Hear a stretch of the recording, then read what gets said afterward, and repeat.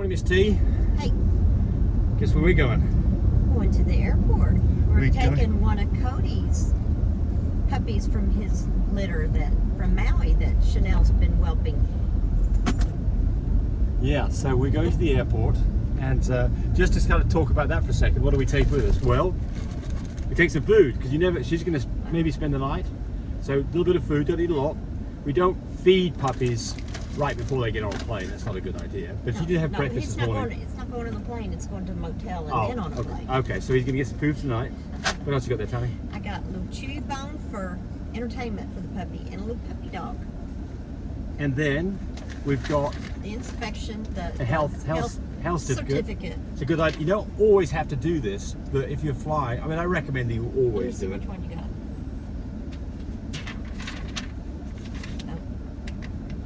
It says X on it.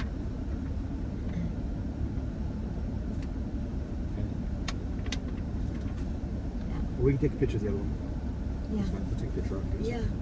And then another just convenience thing would be a pee pad, Right. because it's going to be she probably got one, but you never know. Have a pee pad. And then the last thing is, shouldn't need this. You should have brought this, but have a leash. Have a leash. Now this doggy's not used to being on a leash, so we're not going to put this leash on. But And then the other thing is that don't go take your doggy.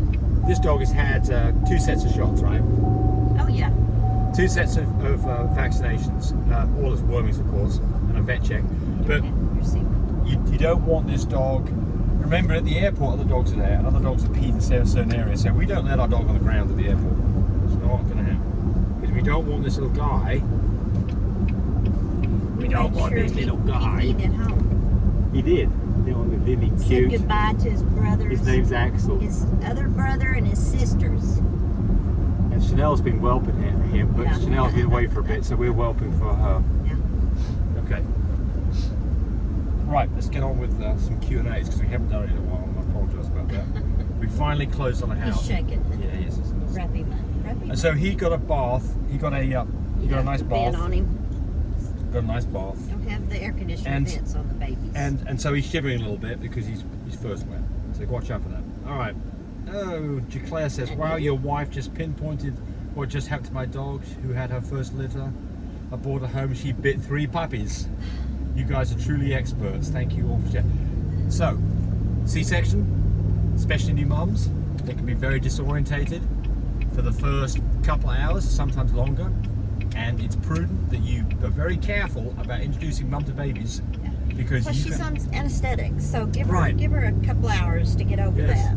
Keep them in the heated whelping, the traveling incubator Yes. in there, and they'll be fine for a couple hours. Absolutely. In that. So people get worried about how quickly should a puppy feed after it's taken out of mum, and the answer is you've got hours. Well, You've got I hours. know, but if they want to make sure they're latching on properly, That's they a can great do idea. that. Sit down with them and do that. That's exactly what you should actually do, isn't it? You should lay mum down, get mum so she's kind of knows what's going on a little bit. Take one puppy, cup it in your hands. Show her the back end first. Maybe put a little peanut Never butter on the it. head. Put a little peanut butter on the puppy's bum. Let her lick that off. Get her used to the smell. Get her acclimated. And remember, she doesn't have a clue what the heck is going on. So you've got to give her. That's if they think they have to do it. But it's best if you didn't let Mama get her senses about herself after a little surgery and then.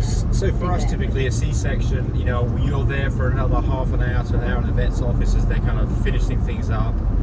And then, you've got a half an hour to an hour's ride home, so now you're a couple hours into it. So she's already had a couple of hours to blow off her anesthesia. And they tend to be a bit staggery, don't they? When they come home, they're a bit staggery. Yeah. Let her gates. go potty. She probably won't potty, but give her an opportunity. Well, pee-pee anyway. Yeah, sure. pee-pee, pee-pee. But just remember, just err on the side of caution. Don't get in a hurry on this. Most dogs, fine, but some dogs, just like this Claire mentioned, where she got 3 dogs bit. So she definitely wasn't introducing one at a time. So back in first with it hand wrapped around. If you get bit, it's not the end of the world. You don't want the puppy to get bit. Let's have a look here. Fernando Saldivar says, I would like to hear your thoughts on my breeding of my Corso. I did 3 progesterone tests. She was at a 0.7, jumped to a 12 in 4 days, which is about right. I did an AI on the 11th day, so okay. Did test her again, we skipped a day, did another. Well, okay, so what do I think of this? I think that you should have tested, because you don't know whether that dog stalled out. Because that dog did rise a little bit slowly, so, you know, probably be fine. 70% sure that you're going to live out of this, but really, I always stress, always when you think you're finished, Put your hand on him, he's shaking. get a progesterone test done and make sure that those levels are Just above what you would start breeding at. Okay. Now, let's tell me on this when we're talking about dog mating and artificial insemination, and then the person says animals cannot consent. No animal can consent. I mean, I don't get it. I don't get people who, I mean, I don't even know why you're on the channel to look at this stuff if you think that's that bad. I don't understand it. I just don't understand people with that. What I'd like is for that person to come back and tell us what they think we should do. Okay, so, you know, you've made a comment which is negative, fine, not a problem. But now, tell us what we should do. Don't just give it, if you're going to give negative comments, which is absolutely fine, and we will breathe them here, but come back and tell us what we did wrong and what we should do. And yeah. Oh, someone's talking about hematoma of the ear. Eastwell says, did this for my friend. She worked perfectly. Many thanks. Great. Glad that worked for you. Missy Hugo Go. About to breed my Staffordshire Bully for the second and last time. She's just turned 7. I wonder if it's too late. She's carried well to the great mother. 6 months ago, labour was long, thinking C-section. I do it this at all. I don't want to hurt. Would love your input. Well, so I don't know Staffordshires. I don't know how old Staffordshires get. I don't know what their kind of ability is to have puppies and when they kind of run out of steam. But if the previous, our rule is always this, or our guideline is this: previous litter was successful. If you had a C-section, if it all looked good inside, she was great with the babies. You had fun with it. You found homes for the babies fine. Do it again. As you start getting older, it's time for a rest every now and then. You don't want to do back-to-backs too many times, and that's what you're doing here is a back-to-back. So I understand this is your last go at it, so that's probably fine. Standard Danes, holy, love your ideas. My female, they're talking about whelpies. Okay, my Dane's expected 3 weeks. It's her second litter. Her first litter did not go well. We had a power failure. Panicked and took the babies from her. As she was giving birth to them to keep them warm. She licked them, cleaned them a bit, she chewed off the umbilical cords.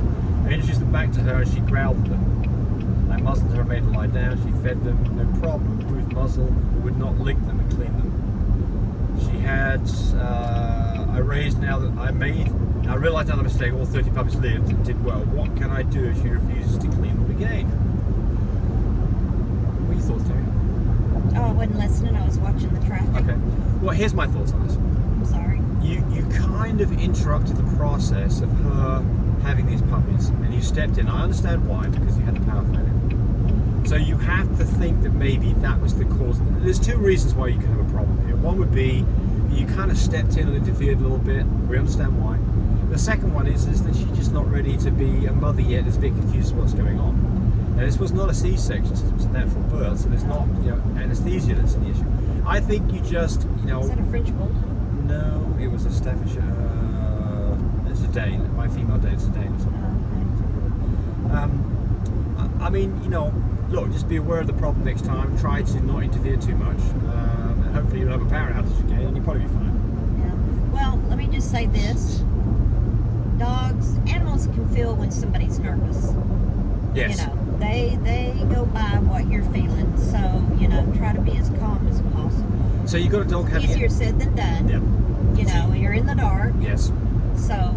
Yes. Yeah. So you said you panicked, or Tammy's saying there is right. You know, they can sense that panic thing possibly. So here's another thing. What do you think about having all the kids and the grandkids down there watching the whelp go on? No. That's another example of, you know, your dog, which is having a natural whelp, wants to be around people she loves and is used to seeing, and not everybody else. Now, if you start introducing other people, her natural instincts might be to, you know, try to take puppies away from you, or even bite somebody, or even bite a puppy. You know, or even eat the puppy. Or even eat a puppy, exactly. So because it's saying you're not getting it. Yeah. So I think limited. Just got to be prepared. Yeah. And What ifs? Yeah. So that's another great thing, is have your whelping kit on hand. We sell whelping kits at My Breed Supply. Have your whelping kit on hand. Have an incubator. We sell those. Have your puppy care kit. Have these things on hand. Go through the process so that you're ready for this, so that you don't get in a panic. Right? And then, look, you know, if the electricity goes out, there's not a lot you can do about that. I mean, unless you got a generator going on somewhere. Yeah, right. Or, you know, there's other ways to get heat. You can get propane heaters and things like that. Yeah. But I understand. But I mean, that's unsuspected what happened Well, to her. absolutely. It encouraged me to do more of these videos. But do remember, disclaimer here, I am not a vet. I'm not a licensed medical professional. I'm purely a person who's been breeding dogs for the last couple of decades. Any information that you got from this video, use at your own risk. There's nothing implied here, and certainly this should not be used as a substitute for advice from your veterinarian or your medical professional. I hope you enjoyed the video. Come back for more of them. Frisky now, come on up here, dog.